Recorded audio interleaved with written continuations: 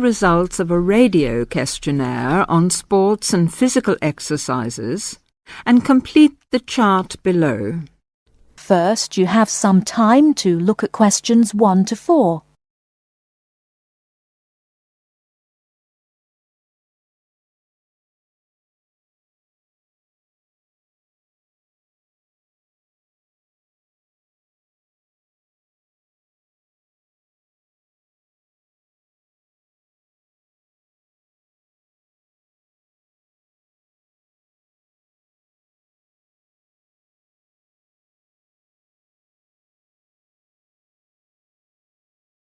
Now here is the result of the radio questionnaire.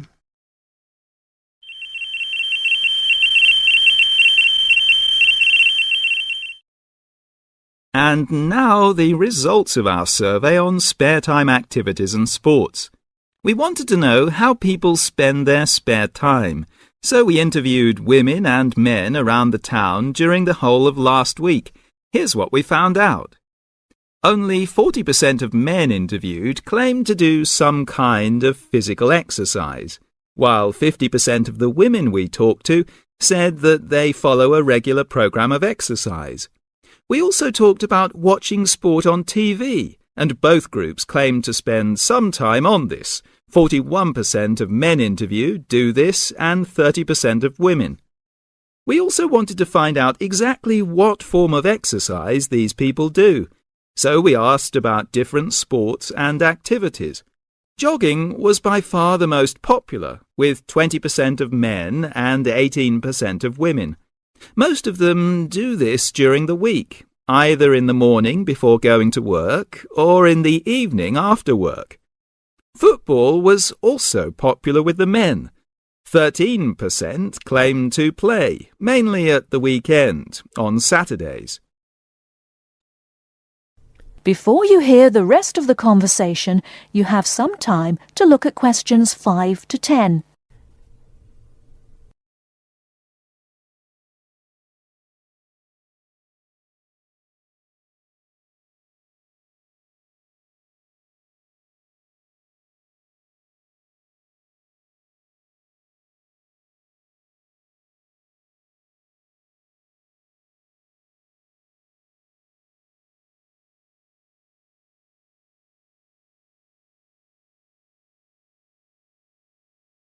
Now listen and answer questions 5 to 10. Not surprisingly, none of the women claimed to play. Cricket was another popular sport among the men, with 19% claiming to play. Again, no women mentioned this sport. A lot of people also said they took some form of exercise other than these team sports. 80% of men and 90% of women said they regularly walked as a form of exercise, either as part of their daily routine to get to work or at the weekends in their spare time. Athletics was also mentioned, but not by many. Only 10% of men said they did this. None of the women we spoke to mentioned it at all. Dancing was also mentioned as a form of exercise. 3% of men and women mentioned this, and also yoga. 5% of women said they did this regularly, and 2% of men. Finally, a small number of people included gardening as a form of exercise. 11% of men said they did this, and 13% of women. That is the end of part 1. You now have half a minute to check your answers.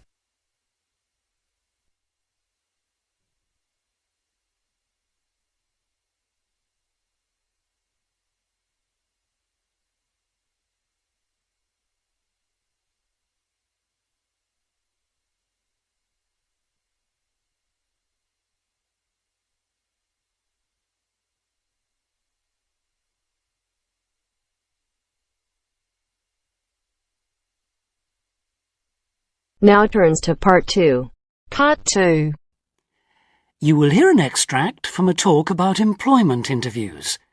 First, you have some time to look at questions 11 to 14.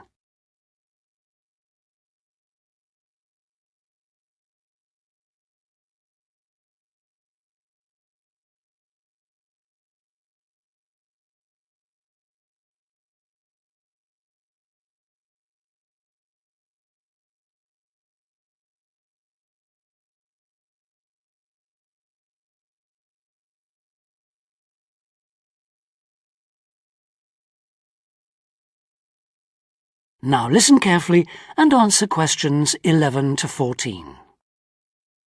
Today I have with me Sandy Richardson of the local Workforce Center, and she'll be talking about that critical step towards the goal of employment, the interview. Sandy, what is an interview for, and what's the best way to approach it? A job interview is simply a meeting between you and a potential employer to discuss your qualifications and see if there is a fit. The employer wants to verify what they know about you and talk about your qualifications. If you have been called for an interview, you can assume that the employer is interested in you. The employer has a need that you may be able to meet, so it's your goal to identify that need and convince the employer that you're the one for the job. As everyone knows, interviews can be stressful, but when you're well prepared, there's no reason to panic.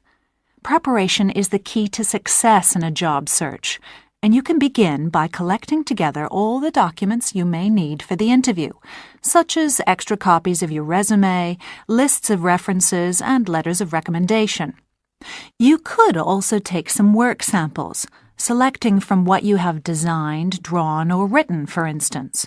And make sure you have a pen and pad of paper for taking notes.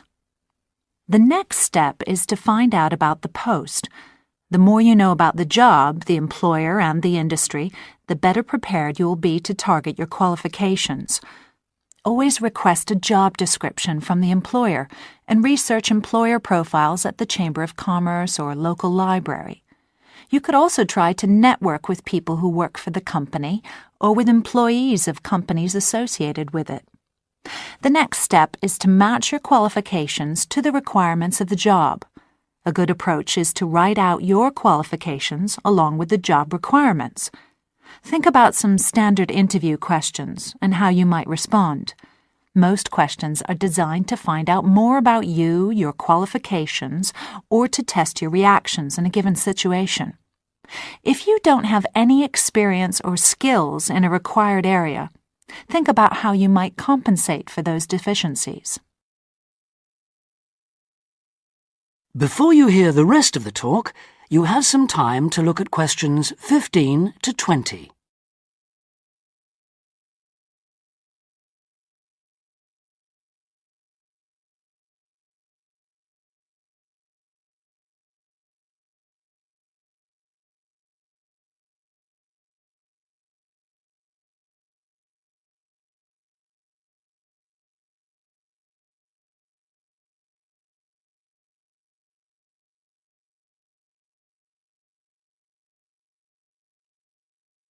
Now listen and answer questions 15 to 20. During an interview, it's important that you be yourself. Get a good night's sleep and plan your travel to be there in plenty of time so that you're not arriving out of breath with 30 seconds to spare. Don't, though, present yourself for the interview too early, 10 minutes at most. In the interview, listen carefully to each question asked. Take your time in responding and make sure your answers are positive. It's important to express a good attitude and show that you're willing to work, eager to learn, and are flexible. If you are unsure of a question, don't be afraid to ask for clarification. In fact, it's sometimes a good strategy to close a response with a question for the interviewer. In general, focus on your qualifications and look for opportunities to personalize the interview.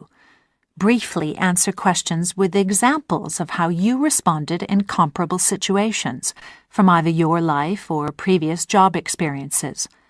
Something you should avoid are yes or no responses to questions, but don't dwell too long on non-job related topics. Use caution if you are questioned about your salary requirements. The best strategy is to avoid the question until you have been offered a job.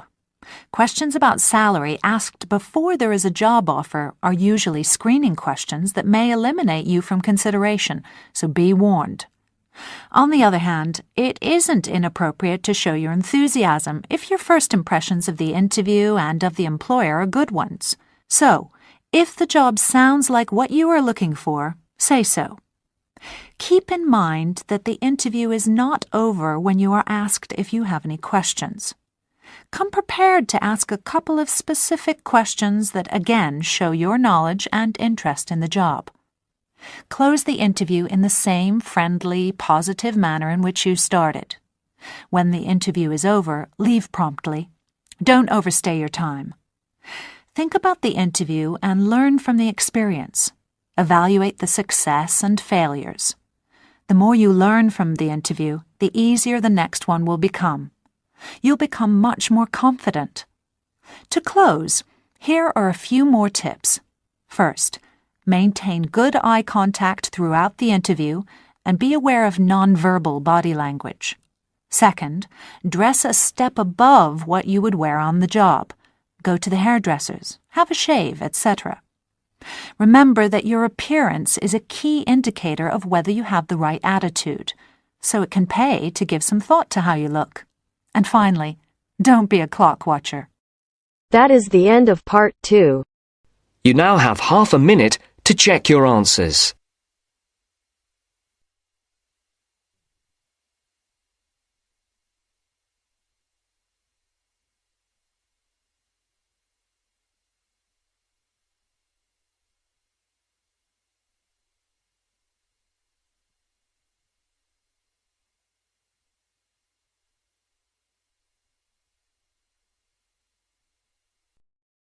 Now turns to part 3. Part 3. You will hear two students, Jenna and Marco, discussing a business studies project they have to do. You now have 15 seconds to read questions 21 to 24.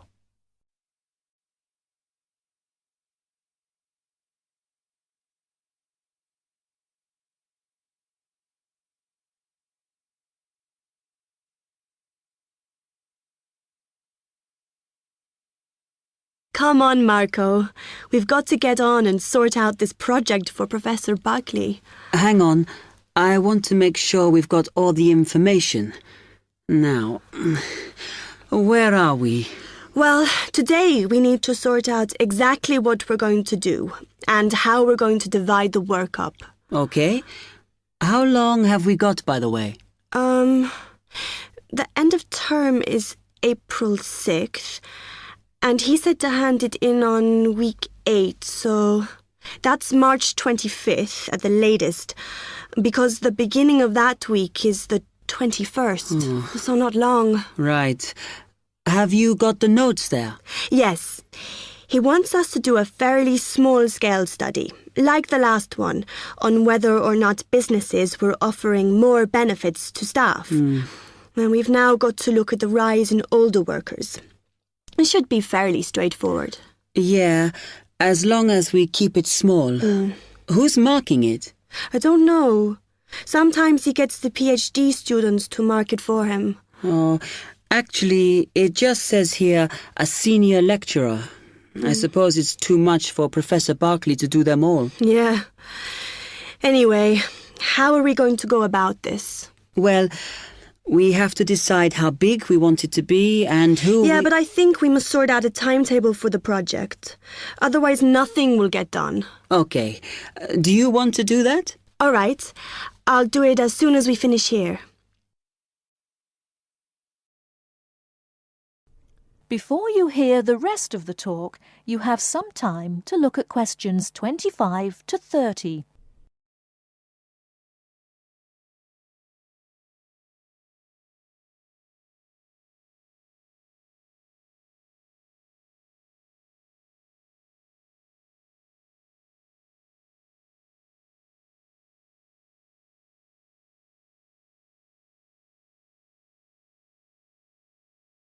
Now listen and answer questions 25 to 30. Okay, what do we have to do now for the project? What's the best way to go about it? Well, Professor Carter suggested we set up a focus group to get some in-depth interviews, but I think that'll take a lot of time. Yeah, I agree.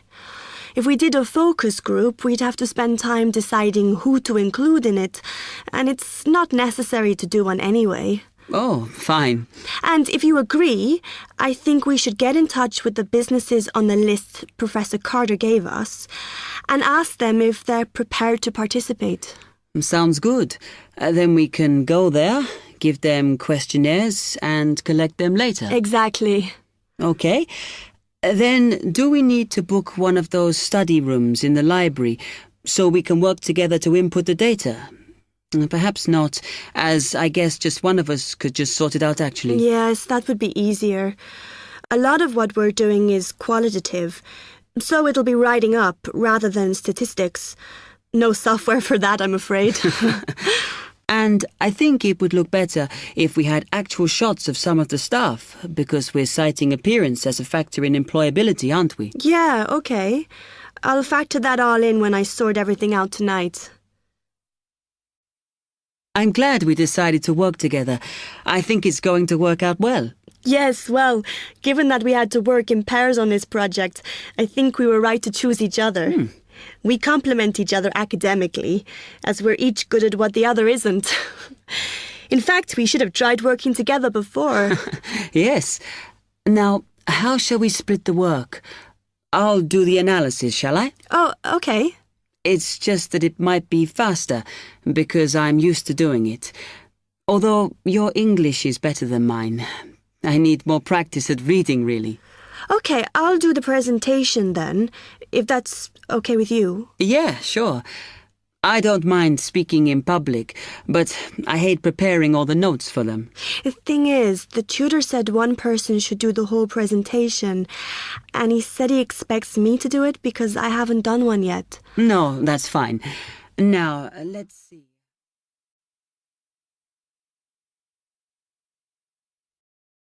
That is the end of part 3. You now have half a minute to check your answers.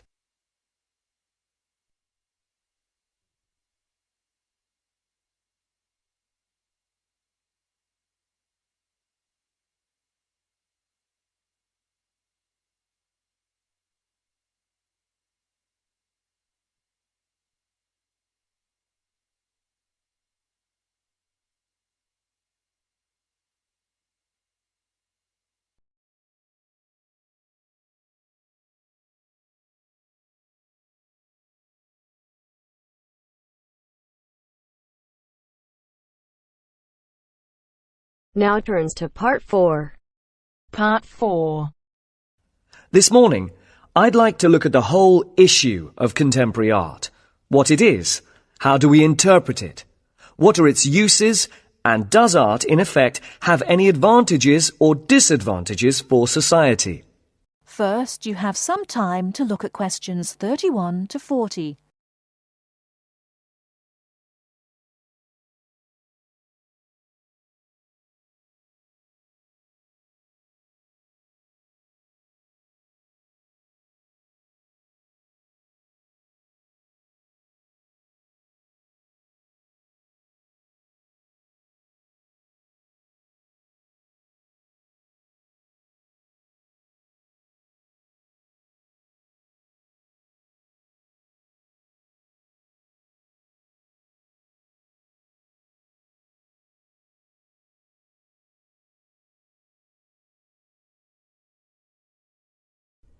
Now, listen carefully and answer questions 31 to 40. Welcome to this series of lectures on interpreting contemporary art. This morning, I'd like to look at the whole issue of contemporary art. What it is, how do we interpret it, what are its uses, and does art, in effect, have any advantages or disadvantages for society? I think at this point it's important for me to clarify that I am looking at art from two main perspectives. Firstly, art as something made by and appreciated by individuals, and secondly, art's relationship with society, as it is society that supports, protects, and encourages art.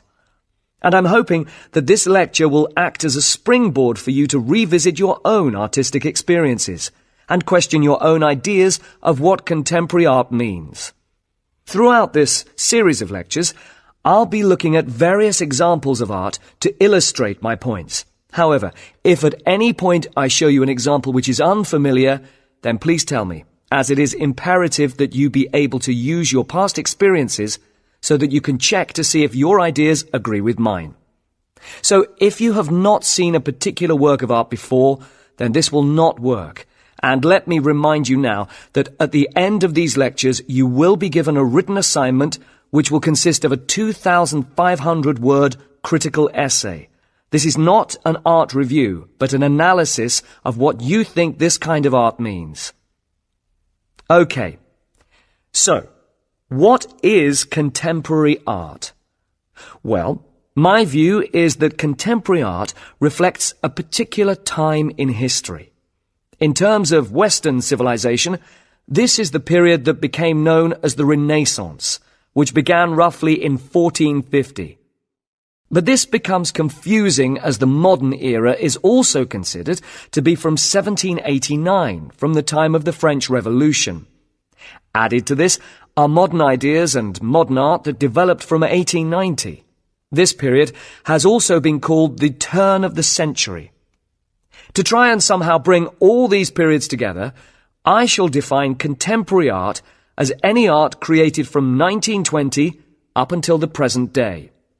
Turning now to the question of whether or not art is useful for society.